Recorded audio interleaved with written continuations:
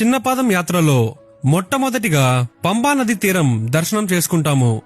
చిన్నపాదం మార్గం ఇక్కడే ప్రారంభమవుతుంది. పంబా నది. శబరిమలలో పంబా నది కథ స్వామి అయ్యప్పతో చాలా లోతుగా ముడిపడి ఉంది. ఈ నది అయ్యప్ప భక్తులకు అత్యంత పవిత్రమైనది. శబరిమల క్షేత్రం యొక్క ప్రధాన కథలో పంబా నదికి చాలా ముఖ్యమైన స్థానం ఉంది. కూర్మ పురాణం ప్రకారం శివుడు విష్ణుమూర్తి మోహిని రూపం కలయిక ద్వారా జన్మించిన మణికంఠుడిని శివుడు ఒక బిడ్డ రూపంలో ఈ పంబా నది ఒడ్డునే వదిలిపెట్టారు.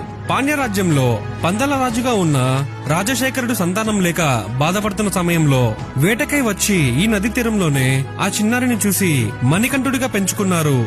అందుకే ఈ నదిని స్వామి అయ్యప్ప జన్మకి సాక్షిగా భావిస్తారు. పంబా నదిని చాలా పవిత్రమైనదిగా భావిస్తారు. ఉత్తర భారతదేశంలో గంగా నది ఎంత పవిత్రమో దక్షిణ భారతదేశంలో ముఖ్యంగా అయ్యప్ప భక్తులకు పంబా నది అంతే పవిత్రమైనది. అందుకే దీనిని దక్షిణ భాగీరథి లేదా దక్షిణ గంగా అని కూడా పిలుస్తారు.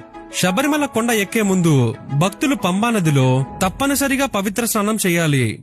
ఈ నదిలో స్నానం చేయడం వల్ల గత జన్మలలో చేసిన పాపాలన్నీ పోతాయని, శుద్ధి లభిస్తుందని భక్తుల నమ్మకం. స్నానం తర్వాత వారు నది ఒడ్డున ఉన్న పంబా గణపతి దేవాలయంలో పూజ చేసి అప్పుడు మాత్రమే కొండ ఎక్కడానికి బయలుదేరతారు.